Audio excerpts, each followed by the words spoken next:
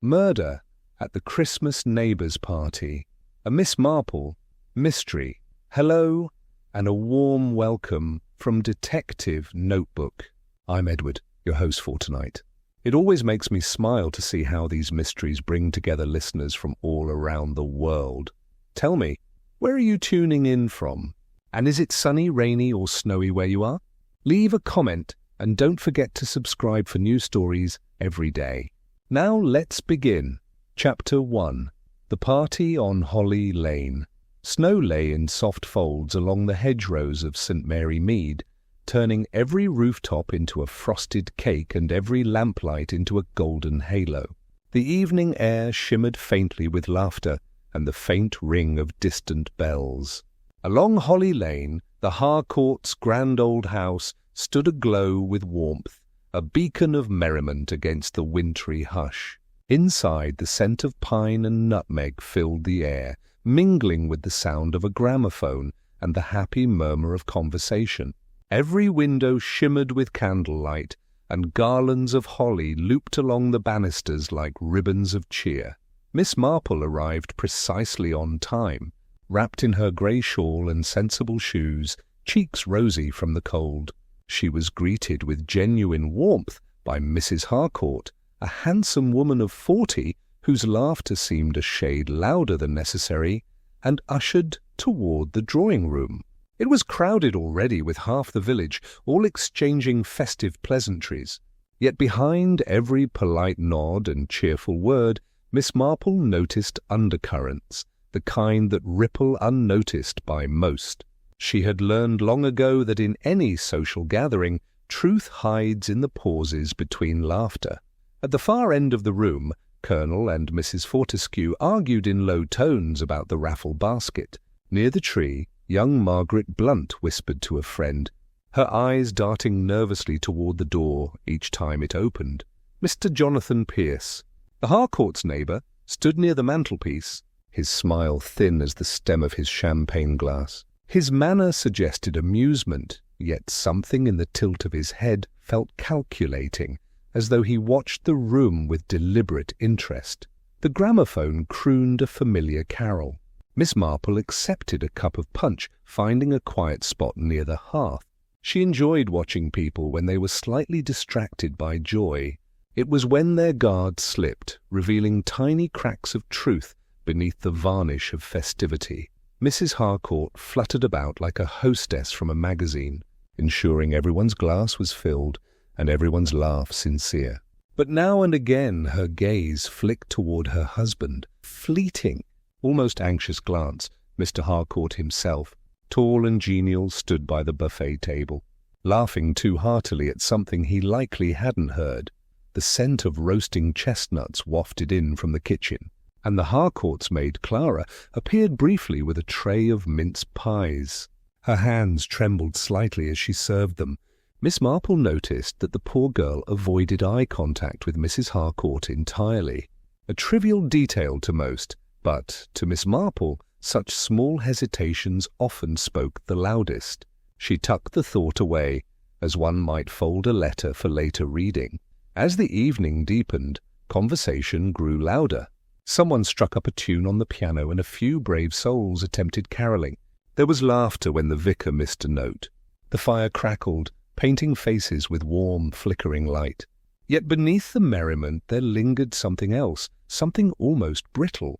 Miss Marple felt it in the air like the faint scent of smoke before one sees the fire. At one point, she noticed Mr. Pierce lean toward Mrs. Harcourt, speaking low enough that even the nearby guests could not hear. Mrs. Harcourt's hand went to her pearls, and her smile froze. When she turned away, her laughter rang an octave too high. Miss Marple sipped her punch, her eyes soft but knowing. It was not her way to pry. She preferred simply to observe and let the truth make itself known. Still, she couldn't help but sense that whatever was exchanged in that whisper would not stay buried long. From the corner of the room, the tall grandfather clock chimed 8, its sound deep and measured. Miss Marple found comfort in its steadiness. She had attended many such parties over the years, each wrapped in ribbons and politeness, each holding its quiet dramas beneath the glitter. Human nature, she thought, was rather like the Christmas pudding cooling in the kitchen, rich, layered, and sometimes holding a surprise one didn't expect to find. Mrs. Harcourt soon called everyone to gather for a toast. Glasses were raised, laughter filled the air again, and the guests clinked in cheerful unison. Miss Marple smiled along, though her eyes lingered on a few faces longer than others. She had seen enough to know that not all smiles are born from joy. Some are shields, polished to perfection beneath the mistletoe. As the carolers outside began another verse, and the snow thickened against the windows, Miss Marple folded her hands, content to listen and watch. Christmas had always been the season of goodwill, but it was also a time when secrets tended to surface, drawn up, perhaps, by the very warmth people tried so hard to share. Tonight, she thought, might bring more than carols and mince pies. It might bring a story waiting quietly to be told. The time came at last for the evening's most anticipated tradition, the Harcourt's Christmas gift exchange. The guests gathered around the grand tree in the drawing-room, its branches twinkling with golden lights and delicate ornaments. Beneath it lay an assortment of carefully wrapped presents, each bearing a neat tag in Mrs. Harcourt's elegant hand. The air was thick with cheer and curiosity as everyone waited to see what surprise might fall into their lap this year. Mrs. Harcourt clapped her hands together, cheeks flushed from wine and excitement. Now everyone one at a time. No peeking before your turn. Her husband stood beside her, smiling benevolently, though his eyes flicked more than once toward the stack of gifts, as if ensuring something specific was among them. Miss Marple watched this small unease with quiet interest. The vicar unwrapped a pair of woolen gloves. To good-natured laughter, Mrs. Fortescue received a book of poetry and declared it entirely unsuitable, though her tone suggested she was secretly pleased. The room filled with soft chatter and laughter, paper crinkling, ribbons falling like confetti. There was something soothing about the ritual, so human, so endearingly ordinary. Then came Mrs. Harcourt's turn. She reached down and selected a small parcel wrapped in silver paper tied with crimson thread. The label in her own handwriting read, "To Jonathan Pierce, with best wishes." But before she could pass it to its intended recipient, the maid Clara, flustered and moving too quickly, handed it instead to Miss Blunt, who laughed and tore at the paper without looking at the tag. Inside lay a delicate silver locket. The room leaned closer as the tiny clasp clicked open. Within it, under glass, rested a small photograph, faded but unmistakable, of a young man in uniform beside a smiling woman who looked very much like Mrs. Harcourt, though years younger. For a heartbeat, no one spoke. Mrs. Harcourt's laughter faltered. Her hand went to her throat, and she swayed slightly before composing herself. "Oh, how silly. It seems there's been a mix-up," she said lightly, though her voice wavered. "That one wasn't meant to be opened." Jonathan Pierce's expression hardened for an instant, the polite mask slipping before returning with deliberate smoothness. "A charming trinket," he murmured, eyes lingering on her longer than propriety allowed. "It must be of sentimental value." The silence that followed was brief but heavy, like the pause between thunder and rain. Someone coughed, and conversation resumed with false brightness. Yet Miss Marple, sitting quietly near the fire, caught the tremor in Mrs. Harcourt's hand as she took back the locket, rewrapping it with trembling fingers. The silver gleam caught the light for a moment before disappearing again among the parcels. The mood never quite recovered. The laughter was a touch too loud, the smiles too eager. Miss Marple stirred her tea thoughtfully, her eyes soft and far away. Mistakes like that, she knew, were rarely accidents. A gift, after all, can reveal far more about its giver and its true recipient than anyone intends. Chapter 2. A Toast Gone Cold. The evening had ripened into its warmest hour. The gramophone played softly, and the guests, mellow with wine and laughter, had gathered once more around the hearth. Glasses clinked, cheeks glowed, and the air carried the gentle hum of satisfied contentment. Mrs. Harcourt, restored to her usual composure, lifted her crystal flute and called for attention. "A final toast," she said brightly, "to friendship, to peace, and to another blessed Christmas in our dear village." The crowd responded with cheerful murmurs, the ring of glass against glass filling the room like small bells. Miss Marple, ever watchful, noted how Mr. Pierce stood a little apart near the window, his eyes reflecting the snow outside rather than the people around him. His smile was fixed but not warm. Still, he raised his glass politely when Mr. Harcourt clapped him on the shoulder. Then came the flicker. At first, it was only the faintest dimming, a tremor of light that drew mild laughter. "Oh, the old house does that whenever the wind's in the west," Mrs. Harcourt assured them. But the flicker deepened. Shadows jumped across the walls. A second later, the lamps blinked out completely, plunging the room into a velvet darkness that silenced every laugh at once. For a few heartbeats, there was only the sound of the wind outside and the faint rattle of a loose window pane. Someone gave a nervous chuckle. The vicar muttered something about fuses, and then, as if responding to the guests' collective breath, the lights returned with a quiet hum, steady and bright once more. Relief rippled through the room like a sigh released all at once, but the relief did not last. A quick head count, perhaps unspoken but instinctive, passed through the group. Glasses lowered. Eyes moved from face to face. And then Mrs. Fortescue, ever dramatic, said what everyone else had just realized. "Where is Mr. Pierce?" Every guest turned instinctively toward the place near the window where he had stood. The curtain swayed slightly, stirred by a draught. His half-empty glass remained on the sill, a small circle of condensation beneath it, but the man himself was gone. A murmur spread. Someone suggested he had stepped out for air. Someone else, with a nervous laugh, guessed the powder room. Yet none of the doors stood open, and the hall beyond the drawing-room was empty. Miss Marple rose from her chair, not hurriedly, but with quiet purpose. She peered toward the French doors that led out to the garden. Through the thin veil of frost on the glass, she thought she saw a faint disturbance, a patch of snow that seemed trodden down just beyond the terrace. Mrs. Harcourt pressed a hand to her chest. "He can't have gone far. Jonathan knows his way about. Perhaps." But her voice trailed off as the piano lid creaked faintly in the silence. Miss Marple felt the change in the air then, a subtle tightening, like a thread pulled taut. The party's glow dimmed beneath the unease that had crept in unnoticed. In the hush of candlelight, someone's absence spoke louder than words. The first to notice was Clara, the maid, who had gone to fetch more coal for the fire. A scream broke the uneasy quiet like glass. The guests froze mid-sentence, every head turning toward the sound. Then came the clatter of hurried footsteps, and within moments several of the men were pushing open the French doors to the garden.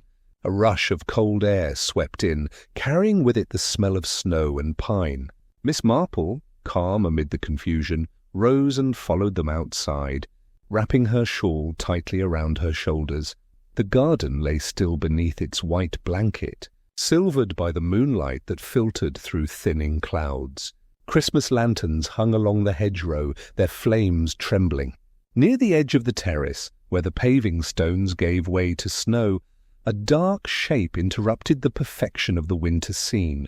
Jonathan Pierce lay motionless, his face half turned toward the house, one arm flung awkwardly to the side as though he had tried to rise and could not. Snow had already begun to cover the edges of his coat, softening the starkness of death. Mrs. Harcourt gave a choked cry, and Mr. Harcourt moved quickly to steady her. "For heaven's sake, someone fetch the doctor," he said, his voice too loud in the stillness. The vicar hurried toward the telephone, his steps crunching in the snow. No one seemed to notice Miss Marple kneel beside the fallen man. She did not touch him, merely observed the half-melted footprints leading to where he lay, the faint indentation of something dropped and then retrieved, the absence of any clear struggle. It was, she thought, a death both sudden and quiet, like a candle snuffed by an unseen hand. The snow hid much, but not from Miss Marple. The others clustered nearby, murmuring. their breath misting the cold air. Mrs. Fortescue muttered about heart failure, and someone else whispered of fainting spells. Miss Marple said nothing. She had seen too many such scenes to rush to conclusions. Instead, her eyes traced the line of footprints that led away from the body, 2 sets at first, one lighter than the other, overlapping for a short distance before diverging. Then, as if fate itself wished to obscure them, new snow had begun to fall, covering the trail with a delicate dusting. The wind lifted a corner of Pierce's overcoat. Beneath it, Miss Marple glimpsed a dark stain spreading across the fabric. She did not need to touch it to know what it was. Quietly, she rose and turned to Mr. Harcourt, who had gone pale beneath his ruddy complexion. "It might be best," she said softly, "if no one disturbs the area until the authorities arrive." Her tone left no room for argument. Mr. Harcourt nodded faintly, his eyes fixed on the body. Yes, of course. The guests began drifting back toward the house, drawn by instinct to warmth and light, as if to shut out the sight of what they had just witnessed. Only Miss Marple lingered for a moment longer, her gaze sweeping the garden. She noted the open gate near the hedgerow, barely ajar, though it had been latched earlier in the evening, and a faint shimmer near the ground, as if something small and metallic had fallen there and been hastily picked up. When she finally turned back to the house, snowflakes were beginning to thicken once more, erasing the marks of what had taken place. Behind her, the figure of Jonathan Pierce lay silent beneath the gentle drift, a man whose final secret was already being swallowed by the night. Miss Marple stepped inside, closing the door softly, her mind already working, calm, methodical, and unshaken by the chill. Chapter 3. Suspicions by Candlelight. The drawing-room, once radiant with laughter and carols, had taken on a hushed, uncertain air. The guests, gathered like uneasy schoolchildren, sat in small clusters near the hearth, their voices low and brittle. The fire had burned down to a muted glow, casting long, flickering shadows across the walls. Outside, the snow continued its quiet descent, softening the edges of the world, while sharpening the tension within the Harcourt house. Mrs. Harcourt sat apart from the others, a shawl drawn around her shoulders.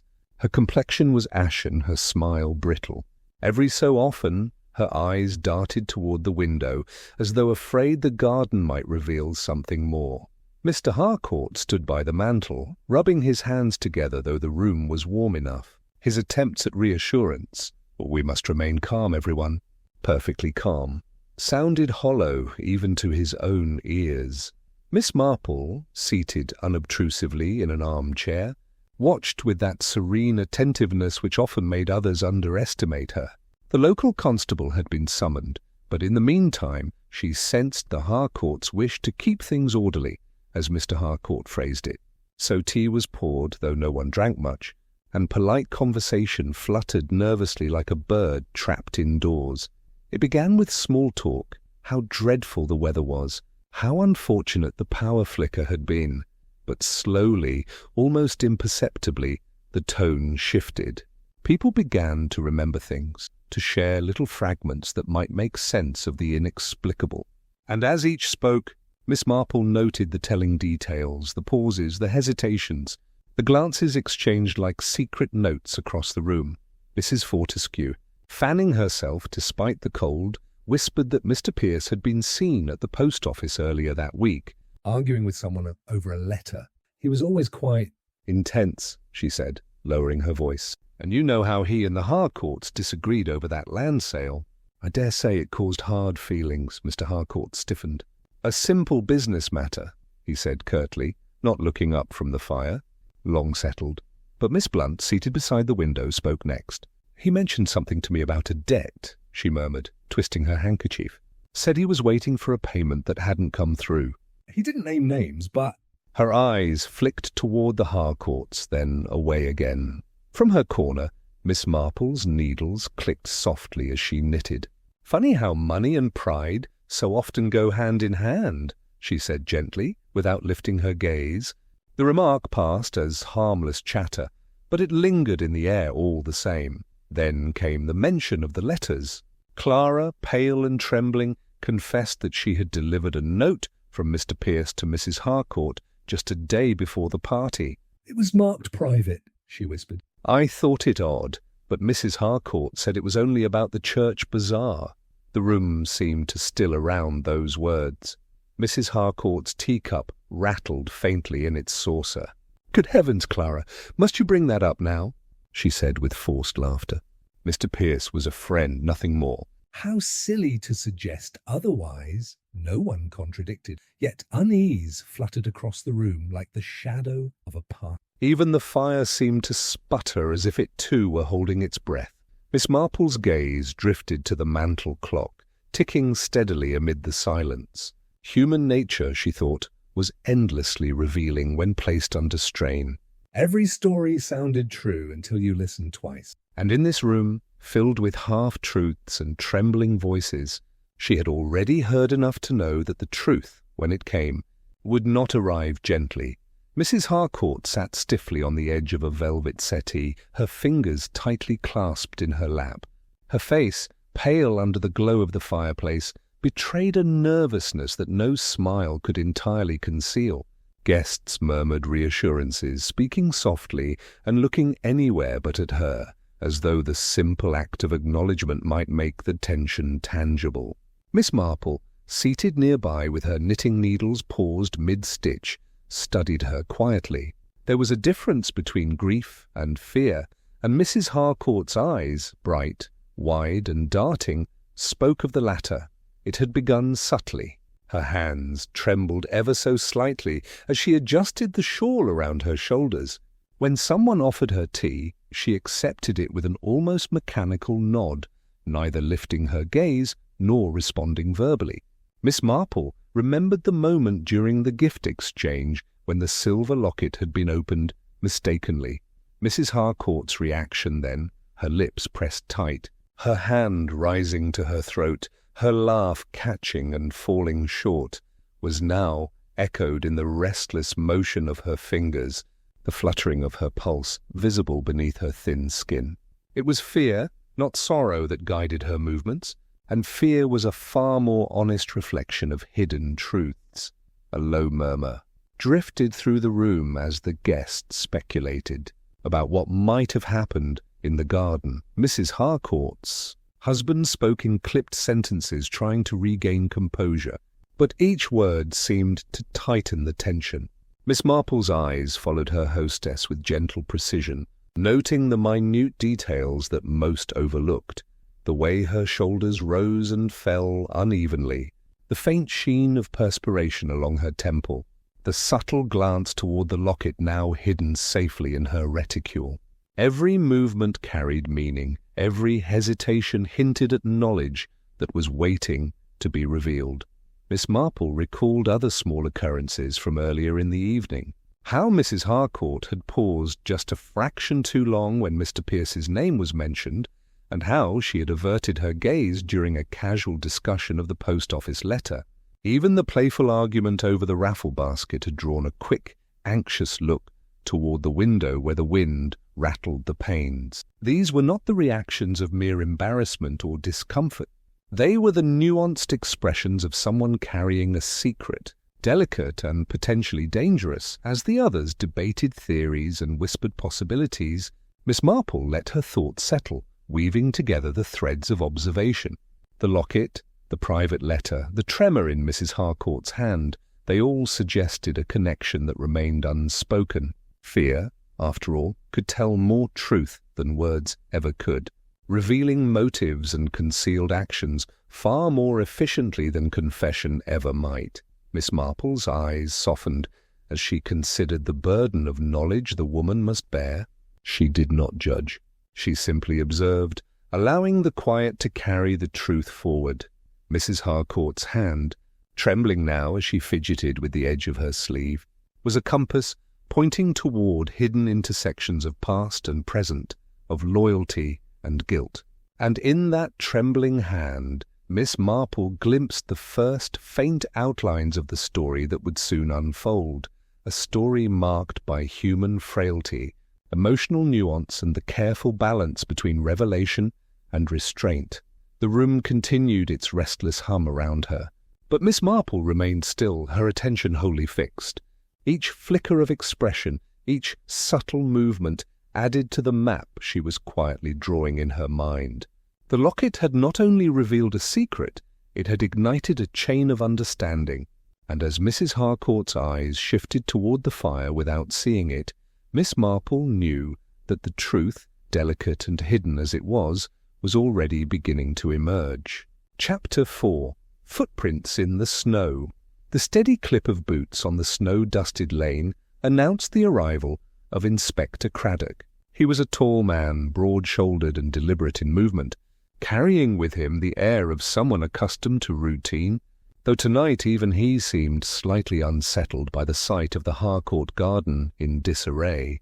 Miss Marple followed quietly behind, her shawl drawn tight against the chill, her eyes already scanning the ground and the perimeter, as though the falling snow might yield secrets only she could discern.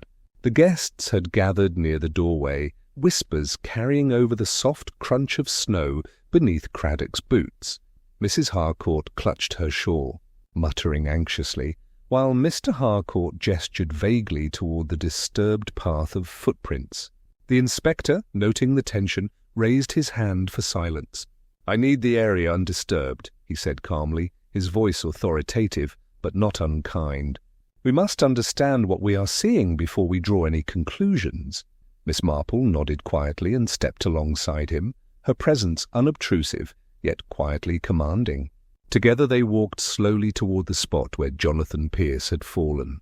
The snow, now lightly dusted over the garden, was deceptively clean, but careful observation revealed its imperfections. 2 sets of footprints overlapped near the terrace, one deeper and heavier than the other.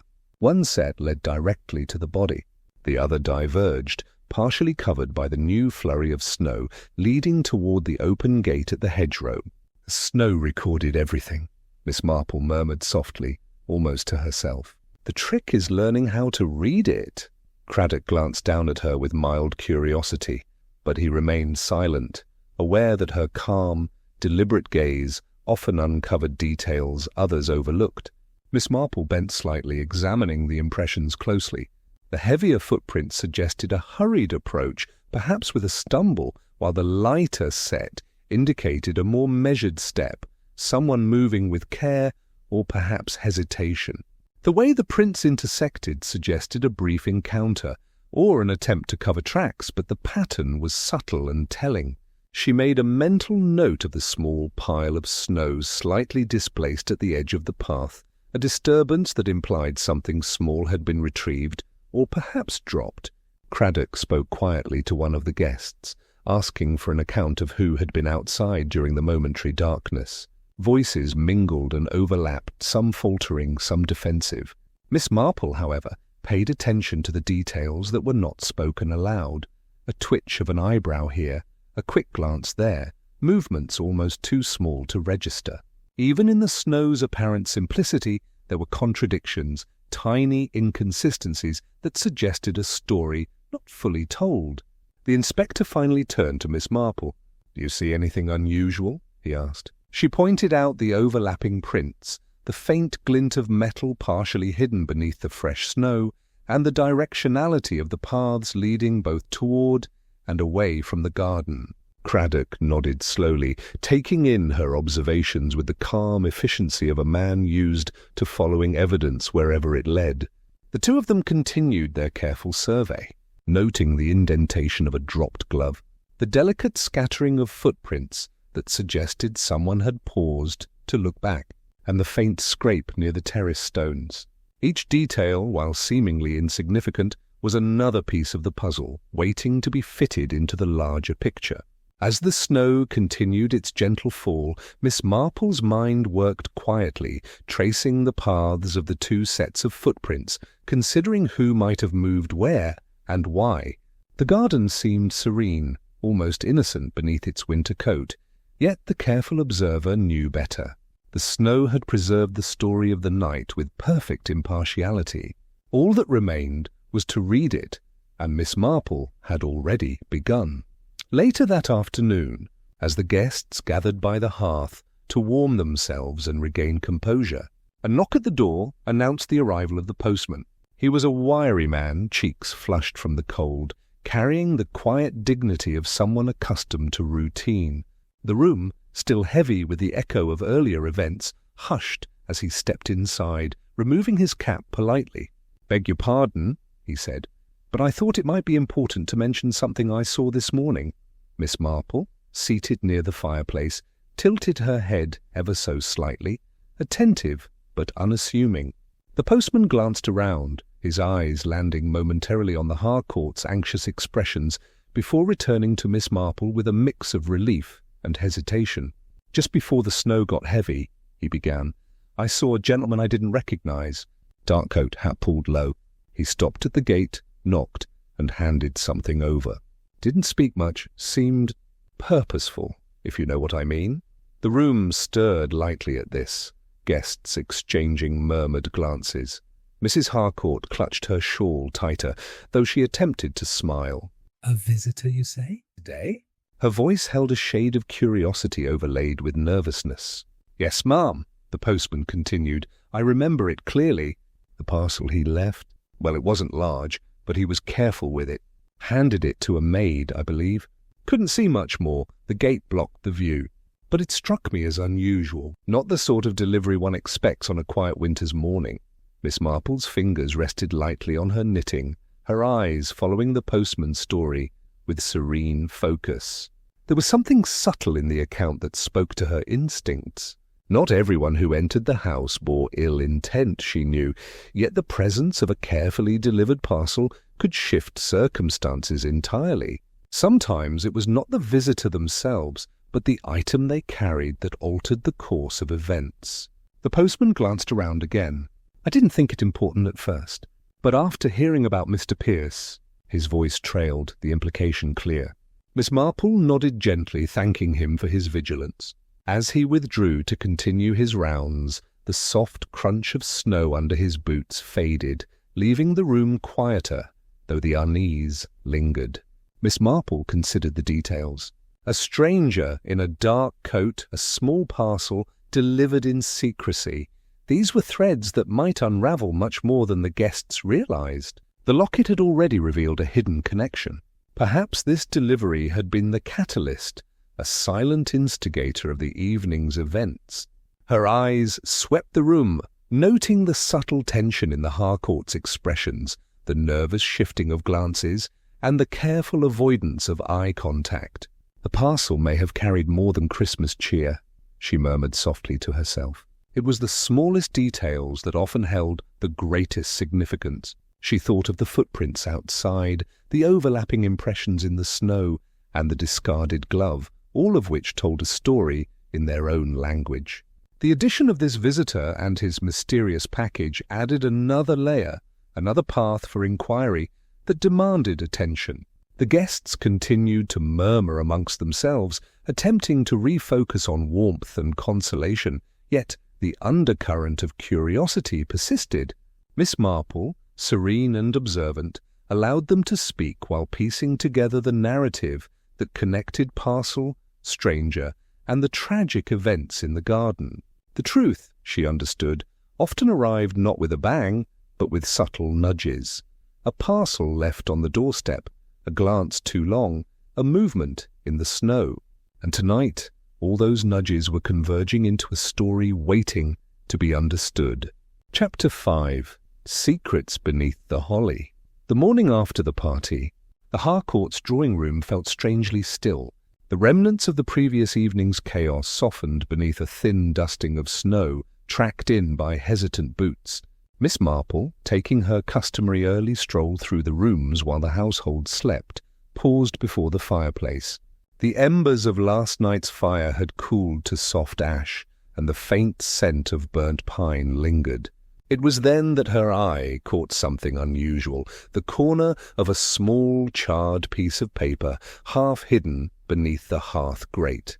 Carefully, she retrieved it, noting the delicate blackened edges that marked it as recently destroyed, yet incomplete. She held it between her fingers, mindful not to tear what remained. The paper crumbled slightly at the touch, but enough of the writing survived for her keen eye to discern fragments of words.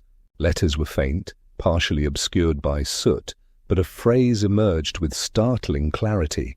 "Forgive me. Tonight it ends." The abruptness of the sentence, combined with the act of burning, spoke of urgency and finality. Miss Marple's mind moved swiftly yet quietly, piecing together the implications. Who had written the letter? To whom had it been addressed? And why destroy it in such a hasty, secretive manner? She noted the careful placement in the hearth itself, a deliberate attempt to erase evidence. Such an action was rarely motivated by mere shame alone.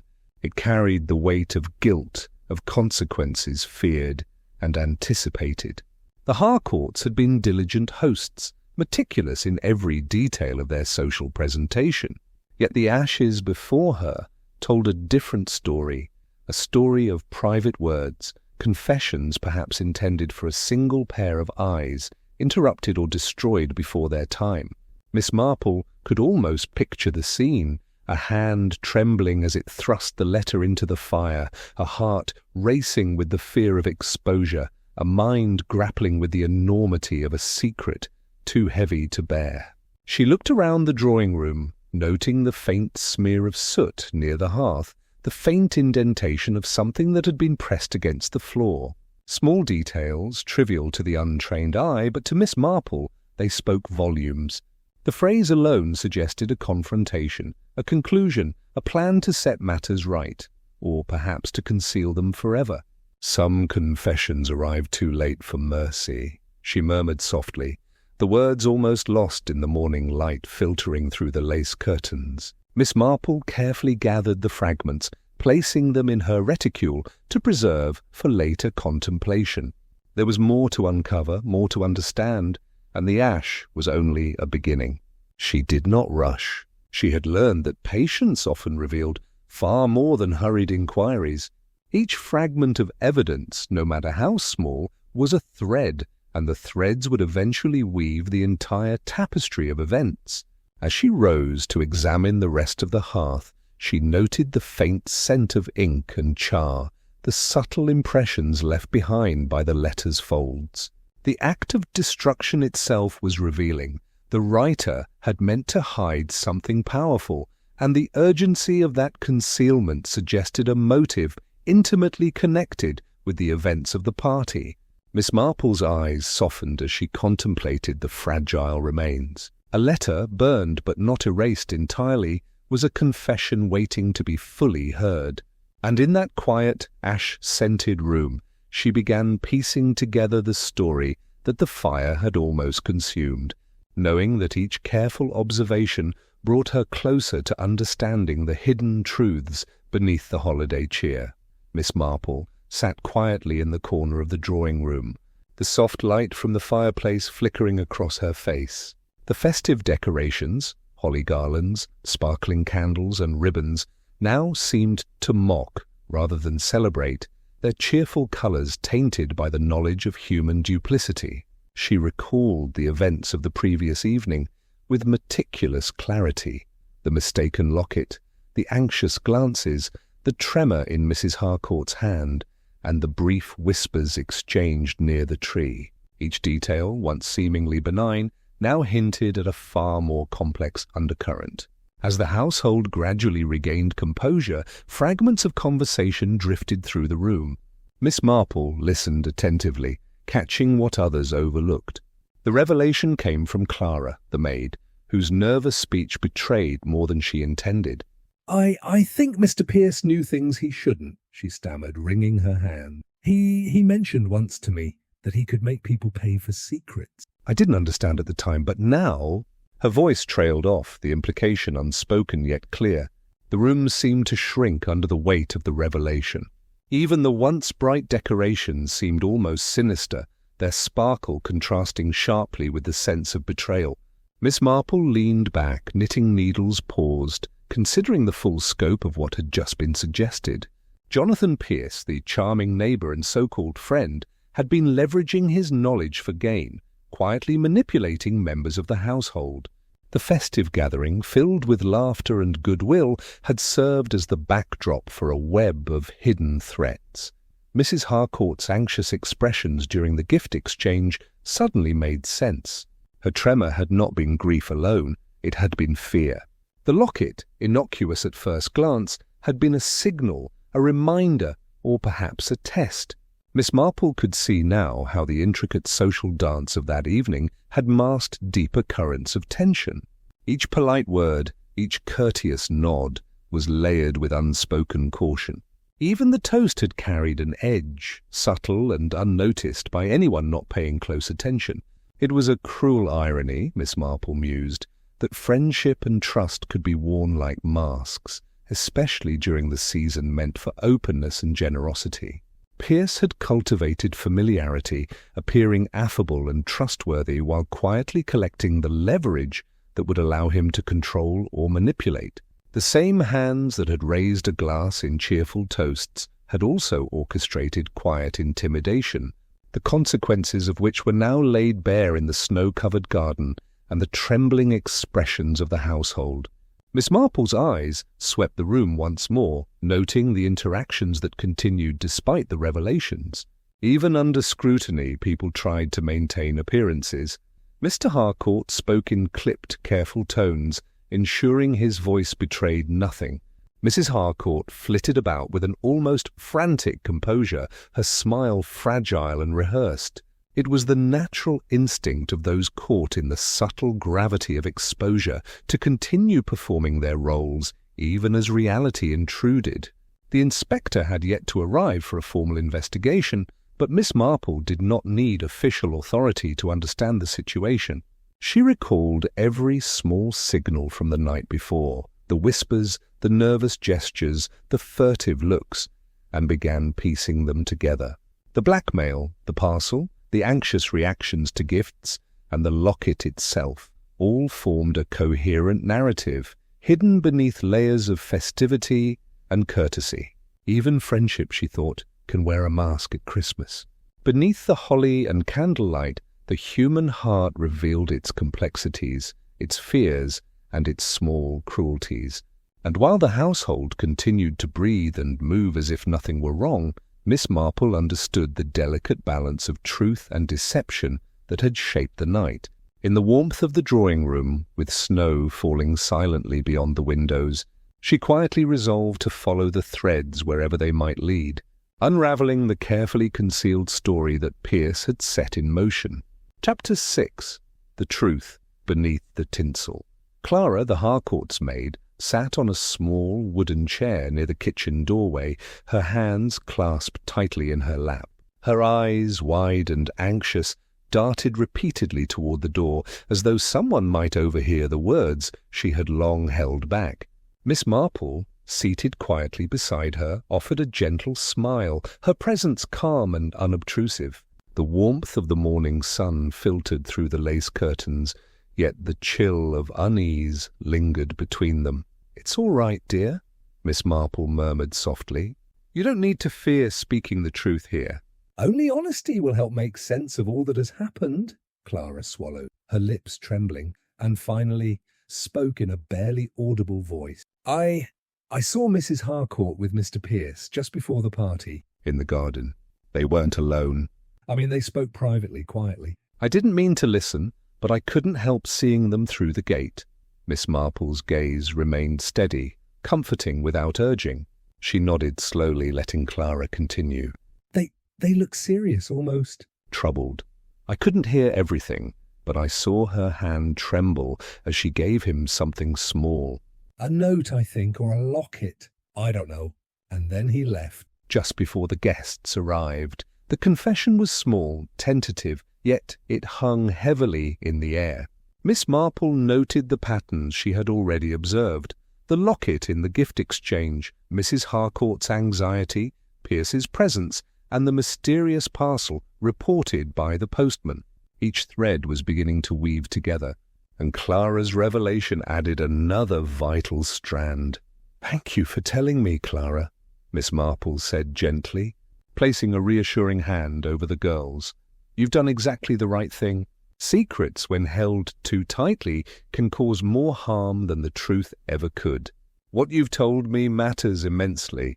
Clara's shoulders slumped slightly, the tension in her frame easing with the comfort of understanding. I just didn't want anyone to be angry, she whispered. I thought perhaps it was none of my business. Miss Marple shook her head slightly. It is precisely because it involves someone you care about, someone whose life is entwined with yours, that it becomes important. Fear can keep a story locked away, but it cannot hide the truth forever.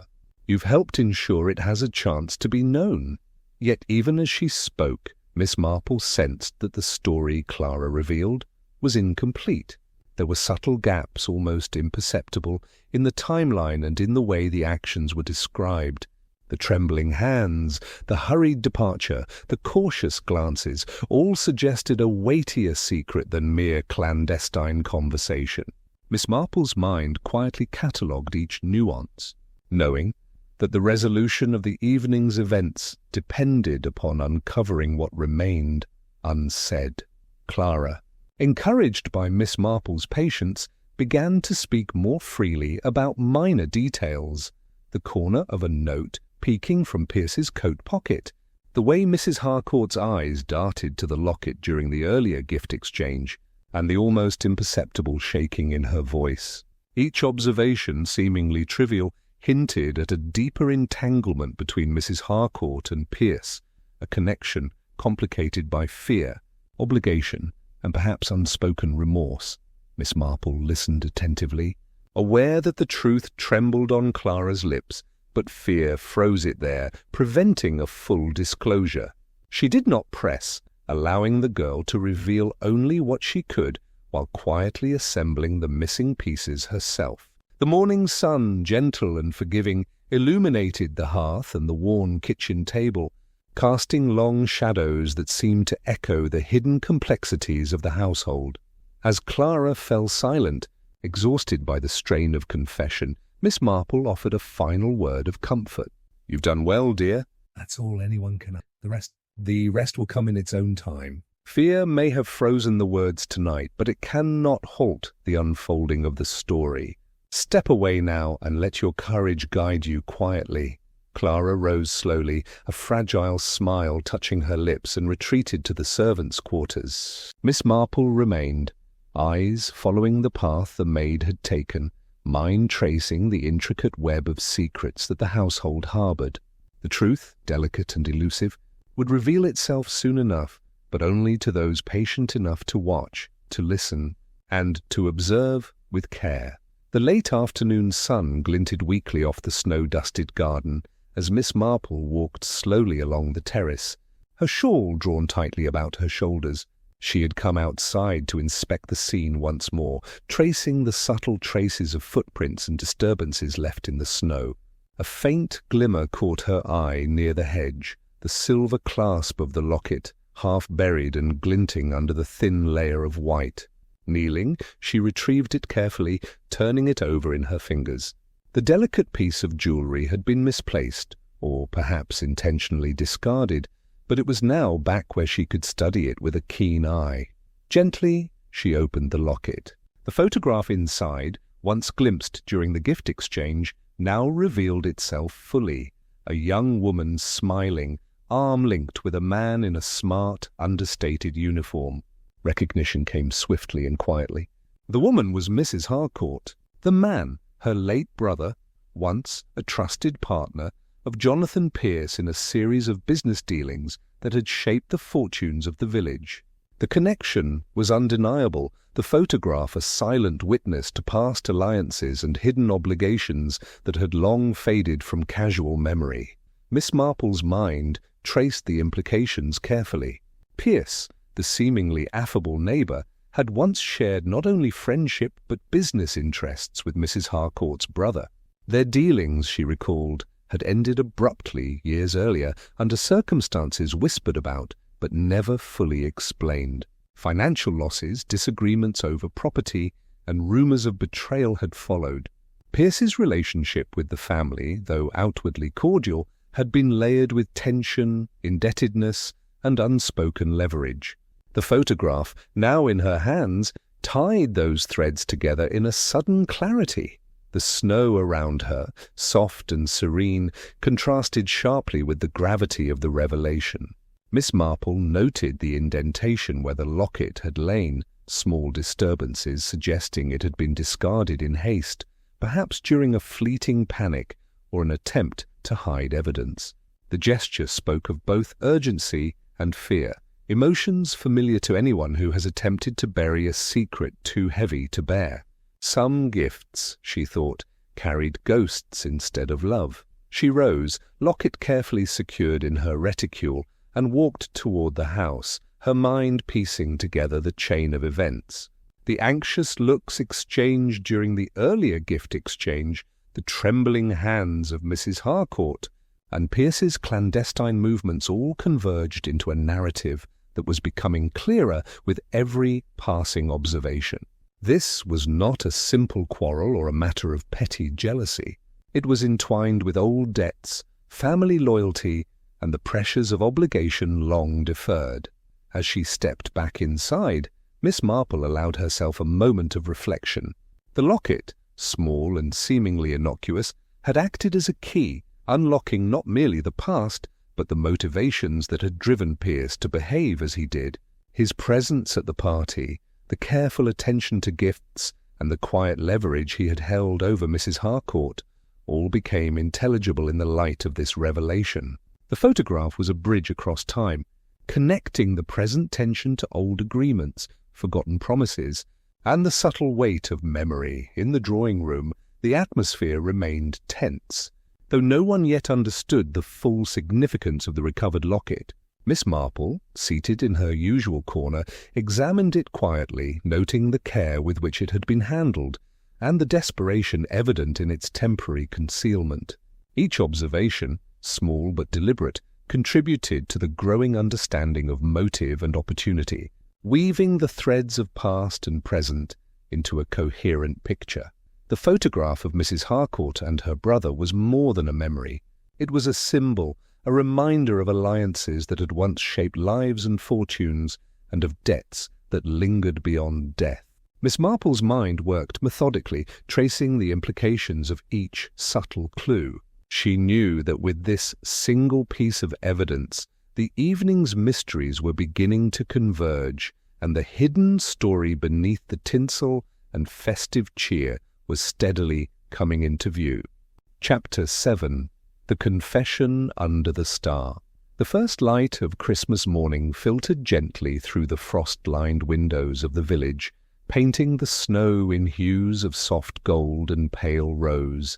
Smoke curled lazily from chimneys, and the faint chime of the church bell signalled the start of another quiet day. Yet the usual sense of holiday cheer was tinged with sombre awareness. The tragedy of the previous night had spread quickly, whispered from cottage to cottage, and Miss Marple, shawl wrapped snugly around her shoulders, set out toward the Harcourt's house with a measured, thoughtful pace. Her boots left soft impressions in the snow, delicate and fleeting against the pristine white that seemed to have absorbed the tension of the night. The village was still largely asleep, save for the occasional shutter clacking against a window or a horse-drawn sleigh rattling along the lane. Miss Marple's eyes, calm and observant, noted each detail, the frost-crusted holly adorning garden gates, the gentle sway of lanterns, the quiet glimmer of the Christmas star atop the Harcourt's tree, visible even from the street. The star shone faintly, almost shyly, like a truth emerging through the darkness, a reminder that light always finds its way through even the thickest snow. As she approached, Miss Marple saw a few early risers gathering near the house, their expressions drawn, voices lowered. A neighbour paused mid-step, offering a nod of sympathy that Miss Marple returned with gentle understanding. The atmosphere was one of restrained mourning, punctuated by the soft joy that Christmas morning traditionally brought. It was a delicate balance, the interplay of sorrow and festivity, and Miss Marple's presence carried a quiet reassurance, as though she were both witness and guardian of the unfolding events. Entering the garden gate, she paused briefly to take in the scene. Snow lay heavy on the ground, untouched in some places, subtly disrupted in others by the impressions of footsteps from the night before. She noticed again the locket lying near the hedge, carefully retrieved and now returned to its rightful owner, as though the morning itself had coaxed it back from concealment. The air was crisp and sharp, carrying the faint scent of pine from the tree and the distant aroma of baking from the nearby cottages. Miss Marple walked slowly toward the house, observing the gentle interactions of the household staff. Clara, the maid, had returned to her duties but moved with a quiet deliberation, her hands still trembling slightly from the confession she had offered earlier. Mrs. Harcourt, seated at the breakfast table with her shawl draped over her shoulders, seemed smaller somehow, as if the weight of the night had pressed upon her more heavily than the winter chill. Yet her eyes reflected a mixture of relief and apprehension, understanding that the long-hidden truths were now emerging into daylight, unflinching and inevitable. Inside the drawing-room, the decorations glimmered softly, the tinsel and candlelight catching the early rays of the sun. The golden star atop the Christmas tree cast a gentle glow across the walls, illuminating the scene with a sense of serenity. Miss Marple paused for a moment, letting the warmth and light settle around her. She reflected quietly on the events of the night, the gift exchange, the locket, the mysterious visitor, the footprints in the snow, and the slowly revealed motives that had led to Pierce's tragic end. In this gentle hush of Christmas morning, the village itself seemed to hold its breath, waiting for understanding, for closure. Miss Marple, knitting needles resting in her lap, watched the golden star flicker and shimmer as though affirming the inevitable truth. Clarity, like light, finds a way even through shadowed paths. She knew the household would soon confront the final revelations, the confessions that had been suppressed by fear and secrecy, and that the quiet strength of observation would guide them toward resolution. As the village slowly came to life, the warmth of hearths and the faint sound of church bells carried a sense of reassurance. Miss Marple remained still for a moment longer, letting the calm settle over her. Light, both literal and metaphorical, had begun to pierce the darkness, and the gentle rhythm of Christmas morning promised that understanding, compassion, and a careful unraveling of truths would follow in due course. The day, and the revelations it would bring, was just beginning. The drawing-room was filled with a quiet tension, softened by the warm glow of the Christmas tree and the faint scent of pine mingling with candle wax. Guests, still weary from the night's troubling events, gathered in small clusters near the fireplace, their expressions a mixture of apprehension and curiosity. Miss Marple, seated calmly in her usual corner, motioned gently for them to draw closer. Her voice, soft yet authoritative, carried the weight of observation without accusation. "My friends," she began, "the events of last night, while tragic, were not born of malice in the way one might fear. Instead, they stemmed from fear, obligation, and a misunderstanding that spiraled beyond control. Sometimes the human heart acts before reason can intervene, and intentions, however innocent, can produce consequences we never intended." She paused, allowing the words to settle, watching the faces that turned toward her. Mrs. Harcourt sat with her hands folded tightly in her lap, eyes downcast but attentive. Miss Marple continued, speaking with gentle clarity, ensuring that each listener could follow without feeling judged or overwhelmed. "The locket, the letter, the anxious gestures you all observed, they are not mere accidents. Mr. Pierce had, for some time, held leverage over the family, using knowledge of past business dealings with Mrs. Harcourt's late brother to apply pressure. It was this leverage, combined with the stress of the evening and the fear of exposure, that led to a confrontation in the garden. Mrs. Harcourt approached him, determined to address past grievances and protect her family's name. A hush fell over the room. Miss Marple's voice remained steady, weaving the narrative carefully. During that confrontation, a struggle occurred. It was brief but intense, and tragically, it became fatal. Mrs. Harcourt did not intend harm. She acted out of fear and desperation. The body discovered in the snow is the result of an unfortunate accident, a misstep, and the weight of suppressed emotion. When she attempted to conceal evidence, returning the locket to the wrong guest, burning the letter, she was overcome by guilt and panic rather than malice. She let her words linger, giving the guests time to absorb the explanation. The footprints in the snow, the parcel reported by the postman, the anxious expressions and whispered words, all of these were threads in a story of human frailty, not criminal intent. The truth, like snow covers, but never erases. It leaves traces, subtle and revealing, for those willing to observe carefully. Mrs. Harcourt's eyes lifted at last, glistening with quiet relief and sorrow. Miss Marple's tone softened further. It is important to remember that human nature is complex. We all act to protect, to preserve, to defend those we love. Occasionally, these instincts lead us into situations we cannot fully control. Mrs. Harcourt's actions were guided by such instincts. Understanding this allows us to reconcile with the events without hatred, even as we recognize the seriousness of the outcome. The guests murmured among themselves, some exchanging glances of empathy and others nodding slowly, coming to terms with the gentle truth of what had transpired. Miss Marple observed each reaction, knowing that comprehension and compassion often brought more peace than any formal judgment could.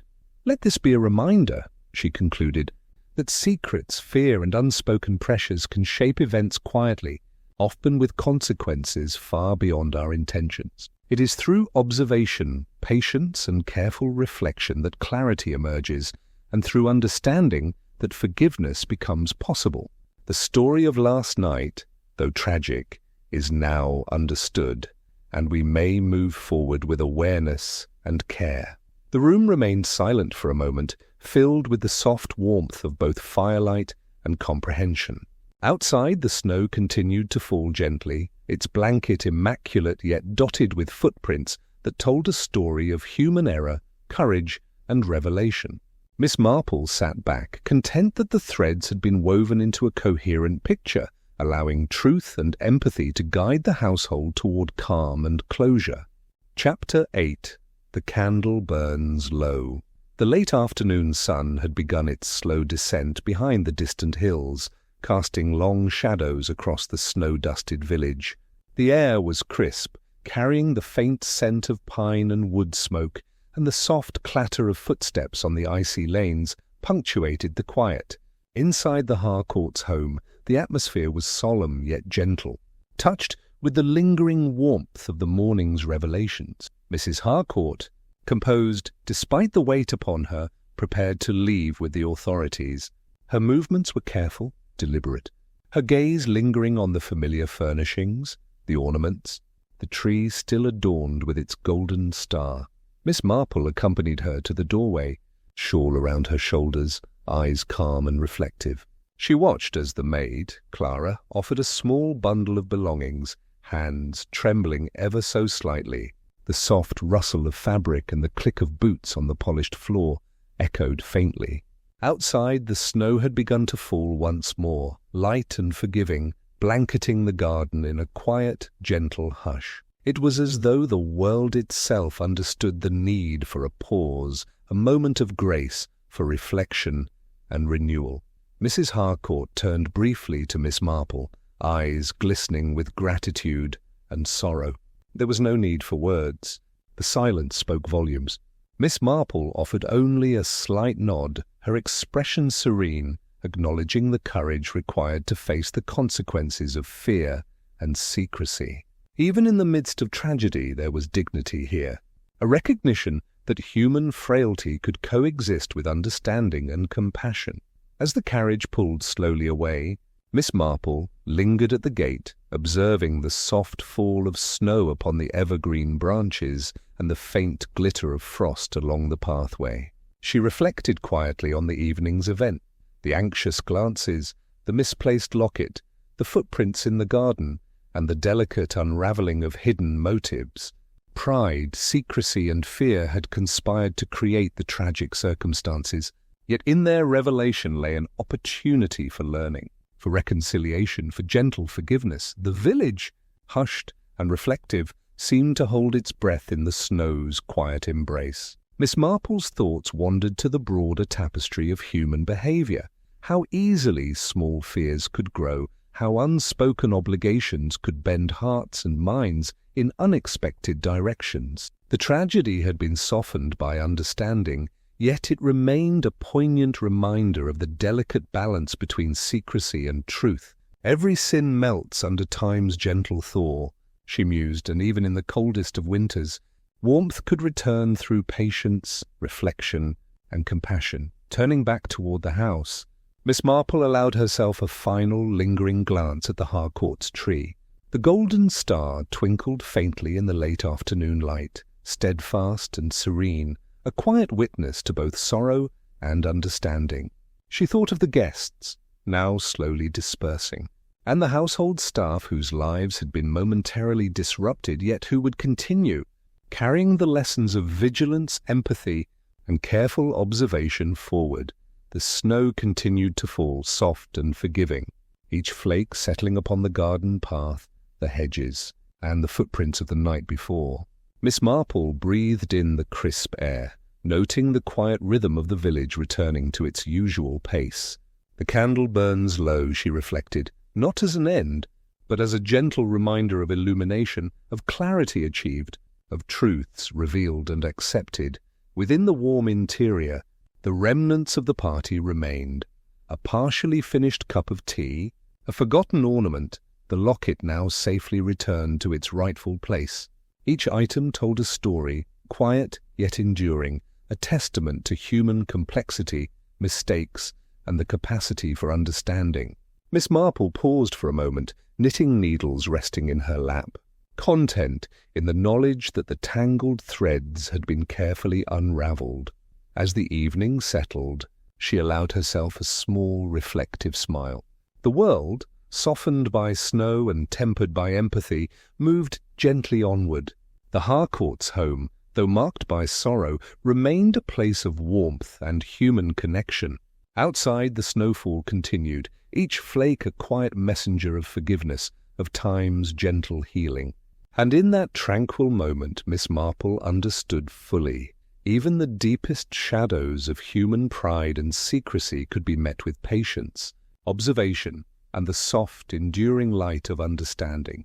By late afternoon, the village of St. Mary Mead had settled into a hushed, reflective quiet. Snow continued to drift lazily from the sky, covering rooftops and hedges with a pristine blanket. Miss Marple wrapped her shawl snugly around her shoulders and made her way toward the parish church, drawn by the promise of the evening carol service. The bell tower tolled softly, each note resonating through the crisp air, a gentle reminder of continuity and tradition even in the wake of recent sorrow. As she entered the church, the familiar scent of pine boughs, candle wax, and old wood welcomed her. The congregation was small but attentive, faces illuminated by the warm glow of candles flickering against the stone walls. Choir voices began softly, weaving through the nave, carrying hymns that spoke of hope, renewal, and the enduring light of Christmas. Miss Marple took her usual seat near the back, observing quietly, her mind at ease, yet attuned to the gentle rhythms of human emotion surrounding her.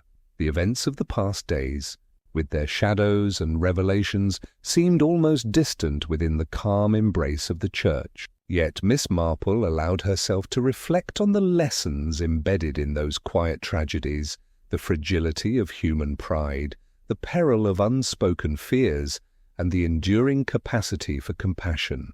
Each soul present, she mused, carried its own light and shadow, interwoven like the delicate threads of tinsel and holly adorning the village homes. The choir's voices rose and fell, mingling with the gentle ringing of the bells. Snow fell outside, transforming the village into a serene winter tableau, and Miss Marple felt a profound sense of peace settle over St. Mary Mead. The world, she realized, had not been undone by misfortune. Rather, It had been gently guided toward understanding, reconciliation, and quiet reflection.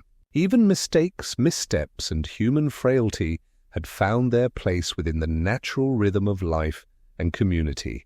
As the final hymn concluded, the congregation remained seated for a moment, letting the music linger in their hearts. Miss Marple allowed herself a small, contented smile, thinking of the Harcourt's household, the careful unraveling of secrets, and the gentle closure that had followed. The locket, the footprints, the burned letter, all had served as reminders that clarity often emerges slowly, patiently, and with quiet determination. Stepping outside into the falling snow, Miss Marple inhaled the crisp winter air, listening to the distant echoes of bells fading into the evening. The village streets were softly illuminated, lanterns casting golden circles upon the snow, and the sense of communal warmth contrasted beautifully with the still, reflective quiet of the night. In every cottage, every hearth, life carried on, touched by both the joy and the gravity of human experience. She paused beneath a holly-laden archway, glancing at the familiar rooftops and softly falling snow. And so beneath the holly and hymn, peace returned to St. Mary Mead. The events that had threatened to disrupt the tranquility had instead reminded its people of the enduring strength of observation, empathy, and community. Every heart, even in winter, carried shadows and light, and together they shaped the tapestry of village life. Miss Marple turned toward her own home, the soft crunch of snow beneath her boots marking each step with quiet rhythm. The golden light of windows reflected warmth back into the evening, and she allowed herself a moment of satisfaction and serenity. Christmas, with all its human complexities and small miracles, was restored, not simply as a day of festivity, but as a testament to patience, understanding, and the gentle constancy of truth.